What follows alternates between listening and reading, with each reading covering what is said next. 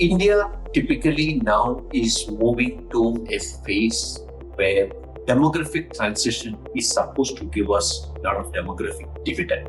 It is this labor movement that is creating a kind of an unrest. So to go back to your earlier part on why fear is driving these kind of legislations, should governments start thinking about how to skill the local workforce? This kind of bills might also give some kind of a protection and incentive for platforms if they employ more women, and so that women's labor force participation can also increase, which is a problem as far as India is concerned.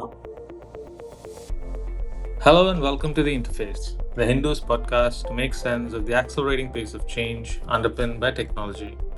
I'm your host, John Xavier, the Hindus technology editor. Two interesting bills that are being tabled in Karnataka Assembly are going to have an impact on how the labor markets are going to transform or how governments are starting to look at the workforce. One is the Karnataka reservation bill that's currently kept on hold, which calls for up to 50% reservation for Kannadigas in private enterprises in the state.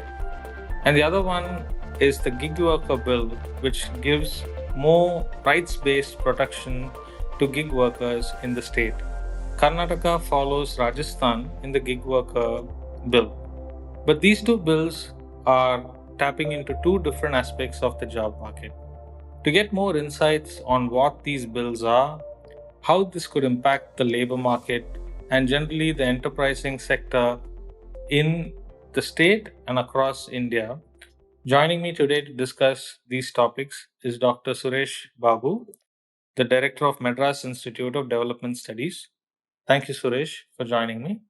So Dr. Suresh, as we speak, the reservation bill that Karnataka government is due to table in their cabinet is currently on hold. But if we were to kind of take a step back and see what led them to draft this kind of a bill, what is the impact of something like this? Could you give a sense on what is the thinking around this, and should we have a bill like this at all? This particular bill and these kind of legislations are a fallout of the unemployment problem that we are facing in India now.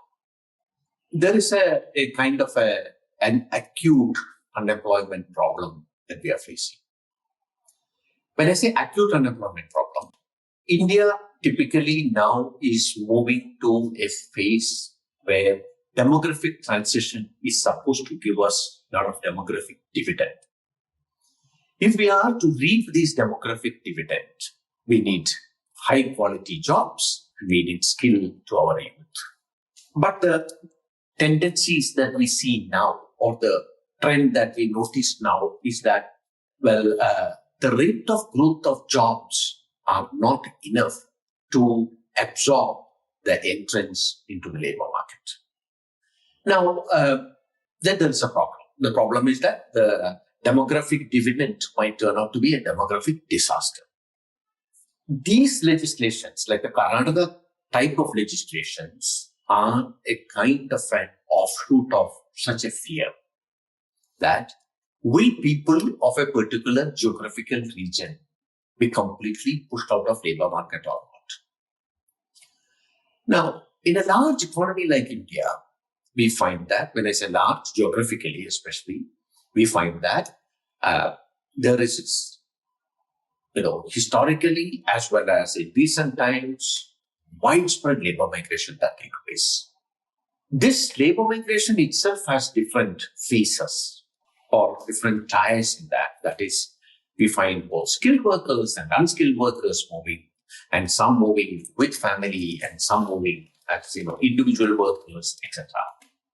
Now, once when we see this trend of large-scale labor migration coming, we find that labor markets are actually put under pressure. And why such kind of migration? Migration takes place because of both push and pull factors. Now, when we read these two pieces together, on one hand, we have a problem of unemployment, and on the other hand, we have a kind of a trend of migration, which is a combination of both push and pull factors. We find that labor market in certain regions are really becoming lucrative for certain people to go and work. Bangalore, for example, is a very interesting case. Bangalore provides jobs at all levels for the very high skilled techie as well as for the very low skilled, daily wage worker or a construction worker for that matter. Once when cities like Bangalore become hubs of activity, earlier it was industrial activity, but now it is, services as well as industries. We find that it attracts a lot of people. Then there is a fear among local population that, we are being pushed out. And elected governments then are forced to respond to such fears. That is perhaps the genesis of this kind of thinking. Right. So the fear is the kind of a driving force for something like this to come up. Yeah. And like you pointed out, I think Bangalore is a very interesting area. And also Karnataka itself is a very interesting basket case. Because within Bangalore, there are reports that about 50% of the labor force have been migrated to Bangalore from other states. While the rest of the state, a lot of people are indigenous to the state, but Bangalore is totally an outlier in that aspect. Now, how will the business community look at this kind of legislation if it were to come out? It is going to be difficult on how it will also be implemented. So, how do you see that in terms of if you look at this particular bill being implemented, how does it hold water? Like, can it even have the teeth? Yeah. So, Karnataka is not the first state to do this. We have had earlier examples. For example, Andhra had, in 2019, they had introduced a bill. Then Haryana, then Jharkhand. Now, all these bills have been legally contested. Andhra's bill, Andhra High Court itself termed it as unconstitutional.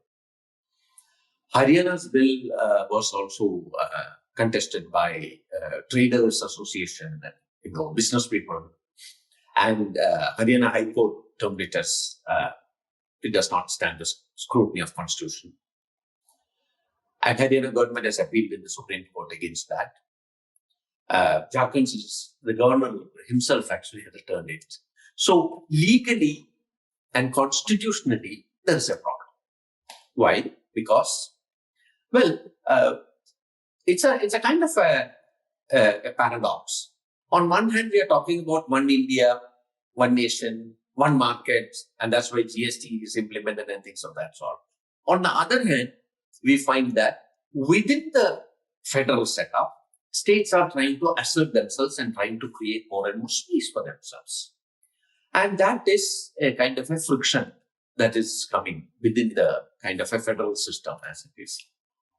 Now, so from the legal and constitutional point of view, it's very difficult that this kind of bills actually have the constitutional validity.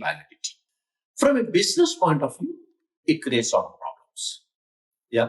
And again, I go back to my earlier kind of a statement that we are actually moving to one nation in a lot of things. In fact, one nation, one examination is the new thing that we are seeing. And once when we have a unified market where goods and services keep moving from one location to another location, naturally, factors of production would also move from one location to another location. For example, capital is very mobile. Capital moves from one state to another state or one country to another country with ease. But the other factor of production, labor, would also then move.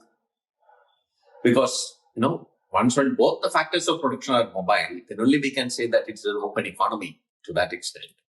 So, it is this labor movement that is creating a kind of an unrest now.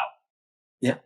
And that is because we find that the movement of labor creates what I would call as a kind of an unrest in certain labor markets. That is, when labor moves, there are two labor markets that come into action. One is the home labor market and the other is the host labor market. In the home labor market, it could be the push factors that are pushing this labor out. But the host labor market will have pressures in terms of wages as well as in terms of employment opportunities for the natives. Right? So, this kind of tensions are bound to happen once when we have large-scale migration. But from a business point of view, well, we know that business and capital requires high-quality labor. And in a global environment where businesses are competing globally, and if you are an exporter or if you are competing in global markets, then you need very high quality of human capital. So they would like to have an open labor market where they can source the best of talents with higher labor productivity as well as better skills. One. Two, business also would like to have labor with very short learning curves. Yeah, because in a production environment which is so competitive, you can't really wait for labor to really catch up a process and then try and understand that. So for business, once when labor mobility and this kind of hurdles are coming in, it becomes a problem. Now, business also has another kind of an issue that would come. That is, business will have to look outside these kind of cities. Now, here is a problem which we think at an international level, which is getting manifested within the country. At an international level, businesses always now have to really have a kind of a risk hedging model. Yeah, for example, our famous China plus one strategy and all are like that, which is hedging against certain risks that could happen in China.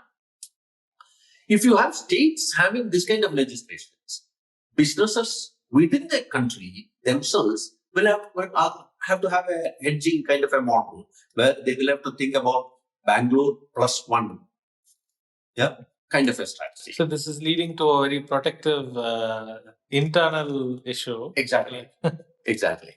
And personally, I would be happy sitting in Chennai if there is a Bangalore plus one strategy, because I'm sure cities like Chennai and Hyderabad would benefit from such a policy because business might look at other places. Actually, the other piece when you touch upon is the skill part. So instead of looking at legislation as a way to go back to your earlier part on why fear is driving these kind of legislations, should governments start thinking about how to skill the local workforce so they are competitive enough, even if there's migration from a home country to a host country? How can their local residents, how can they match up to that skill level, and how can they build a more advanced workforce that can collectively give a good output overall from India? Should governments focus on the skilling part than legislation? That's the most crucial thing here, because what happens is that the demands from the labor market and the supply to the labor market, there is a huge mismatch. And it's not only in Bangalore, but in most of the kind of cities in India, we find that there are certain kinds of skills and jobs that are in high demand. And then there is a huge kind of a shortage for certain other kind of skills. Yeah. So when I say in high demand, that those could be very niche kind of jobs and what we call as AI related or whatever kind of jobs. But then there are a whole lot of other skills that are demanded along with this kind of niche skills. But what is supplied to the labor market might not fit in neither of these, neither in terms of this high skill niche skills, nor in terms of what the labor market is demanding. And that is a typical skill mismatch problem. I'll tell you why this happens. This happens because the educational system does not really match to the requirements of labor market at times. Let us take the case of technical education. Right? The pyramid of technical education is in terms of, well, we have the ITIs, then we have the polytechnics, and then we have the engineering colleges, and then we have research institutions on top of all this. What has happened is that now it is an inverted pyramid kind of a thing. That is, if you look at admissions in engineering colleges are way higher than in ITIs or polytechnics. And that's a part of the social aspiration that is taking place. Yeah, because parents typically don't want their children to go to a polytechnic or an ITI. They want their children to study in engineering college. Yeah. But then when we go to the labor market, we find that this engineering graduate might be doing the same job of an ITI or a polytechnic or a diploma person, getting the same salary, but has acquired a degree, BTech or whatever it is. So skilling is the crux of the problem. If you have to really address this whole issue of both demographic dividend as well as labor market shortages, we have to focus on skilling. That's very interesting aspect. So also when people go into the engineering programs, once they enter the job market, their aspirations, as you just pointed out, also grows. So they are not ready to also take up roles that could require the skill set of a polytechnic level graduate or a diploma holder. So that actually creates a vacuum in that space overall. But it's also a space that we need a lot of labor force. How do we even reconcile this? See, the whole thing is that in an ideal labor market situation, this is corrected automatically. That is, if there are shortages in certain sectors, when I say shortages of workers in certain sectors, the wages in those sectors will increase. Once when the wages in those sectors increase, then it attracts more workers. Right. Yeah, and there is a leveling up and leveling down mechanism that operates. Unfortunately, our labor markets are not that flexible.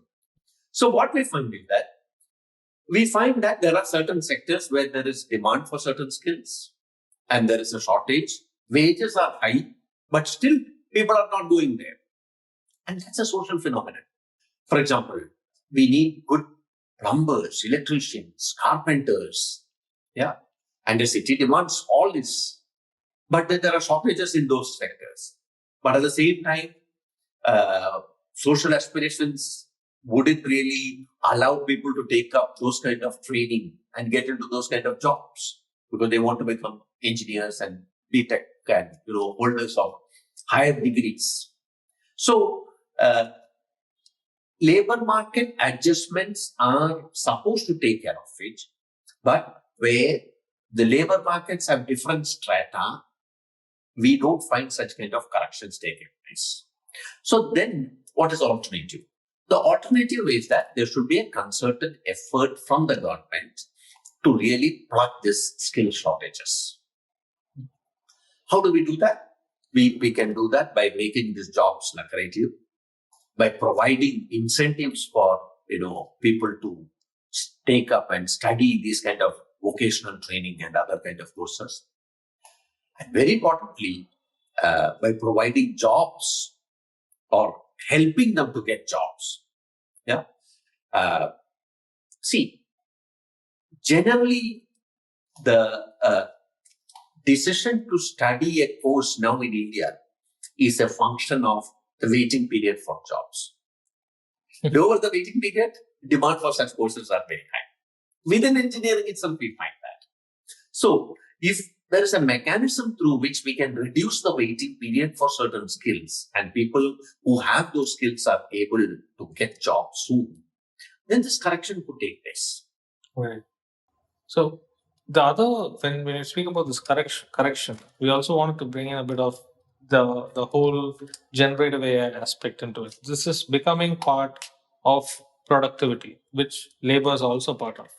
So, from your standpoint, do you see these kind of technologies that are coming in to take up roles that are in the diploma level that we speak about, or more on the more advanced graduate level programs? How does this mechanics work in the current job market? Yeah, the current job market is in a flux. We don't know which direction is going to take place because, there are, as we keep telling, there are a lot of unsettled technologies still. A lot of new things are coming. A lot of new things are being tried out. And there is a lot of hope in certain sectors. Yeah, for example, we talk about green jobs. We talk about certain sectors that would bring in a lot of jobs, etc. But what we find globally is there is a phenomenon of what we call as hollowing out of the middle. That is, labor market is getting polarized. On one hand, we have demand for very high skilled labor, generative AI or large language learning models and things of that sort. On the other hand, the low skilled workers. Yeah. So the middle is getting hollowed out. Now the middle, where are they going? Middle, they are going to the service sector in search of jobs there. Yeah. And not always, stable. They also don't have, what we call as typical assurances of what we generally talk as a decent work or whatever it is. So this phenomenon is catching up now. When I say this phenomenon, the phenomenon of hollowing out in terms of labor markets. Right. Now, for an economy like India, this also presents a lot of opportunities because we have a large supply of workforce. If we can really understand the demands of labor markets in terms of the middle, what are the skills that are required? And if we can give those required skills, then I think we are going to have a very, very important place in the global economy. That's interesting. So I also want to touch upon the gig worker bill. Okay, just take a segue from yours. How do you see that? After Rajasthan, Karnataka is the second state to adopt something around gig workers. A lot of people are seeing, given that Swiggy, Zomato, and so many other delivery services are employing these people, but not as employees, but as contractors. They call them delivery partners. So, how important is this bill, and is this useful enough for this labor force to say that this is good for us? Well, that is exactly the offshoot of this phenomenon that we were talking about, a kind of a hollowing of the middle. Because a lot of these workers then will find jobs in service sector, as we told, and they end up in the gig economy, platform-based work kind of thing.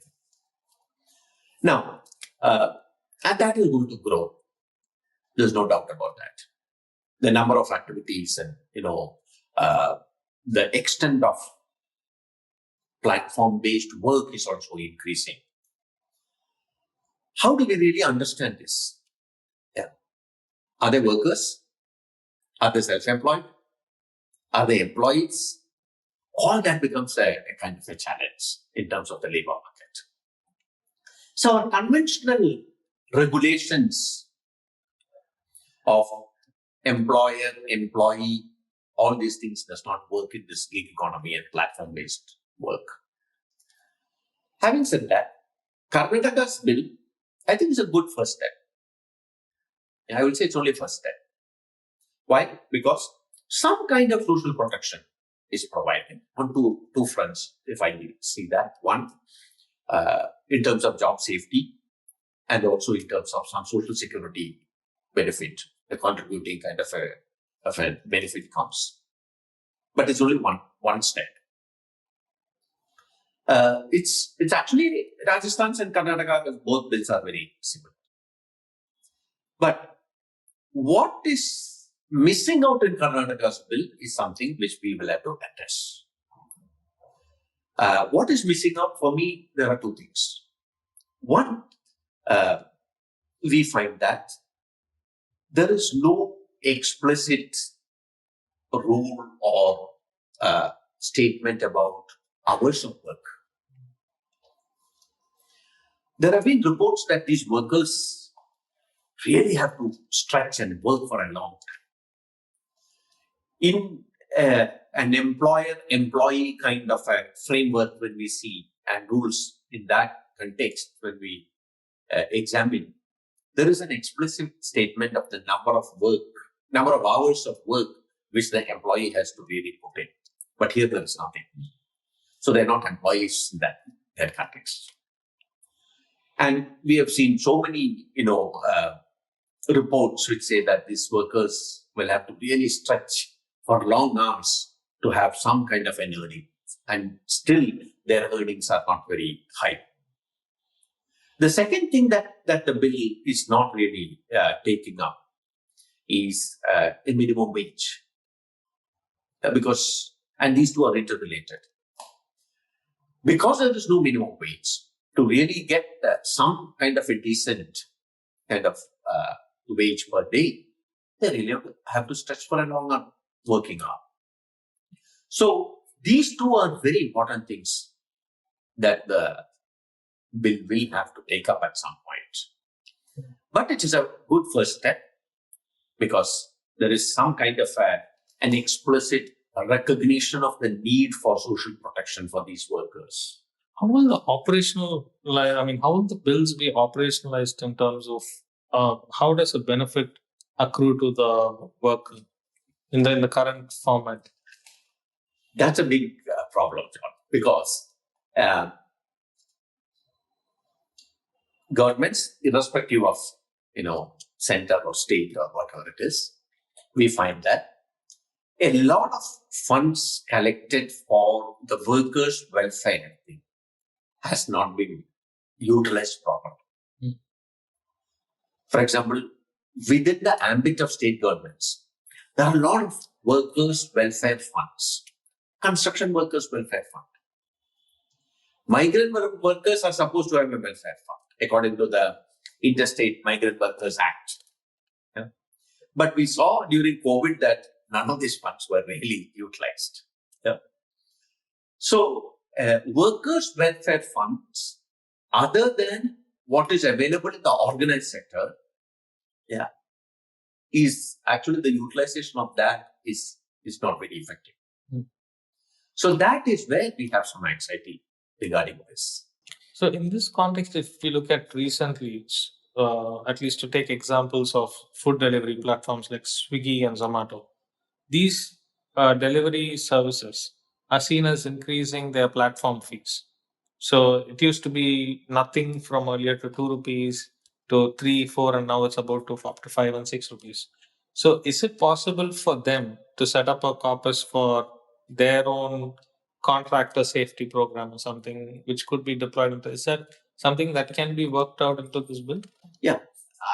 I think if I remember correctly, in this bill itself, there is a provision that these platforms will have to contribute something. Okay. But the utilization of that, accessing that, managing that, all that is to be specified much more clearly. Right. Yeah. Now, when you talk about this platforms and the kind of charges and things of that sort, I think that's a very interesting kind of a scenario because typically this is a market where there are duopolies, two players. It's not monopoly, but it's not oligopoly also. So there are only two players mostly in some of these platforms. Yeah. Ola, Uber, yes, there are some other smaller ones. Swiggy, Zomato, yes, there are other local ones. Why? Because the upfront investments in technology is quite high. So small ventures might not be able to compete with the big ones with this upfront investments in technology for this kind of platforms. Once when they are duopolies, then they can dictate either having a collusion between them and then behave like a monopolist, or both of them competing and then, trying to get a larger pie in the market. Either way, the consumers would get affected. So I think it is a natural process of, an evolving duopoly market that we find in terms of these platforms. That is interesting. So one thing we are not still sure about is how this is going to really benefit in terms of financial terms to the gig workers. The one other aspect about which I just want to touch, and then with that we can close, is how will the worker, let's say there are times when a Swiggy worker, delivery partner, could also be delivering for Zomato. There are times it has happened similar to Ola and Uber. The same driving partner who drives for Ola also uses an Uber app, and they switch.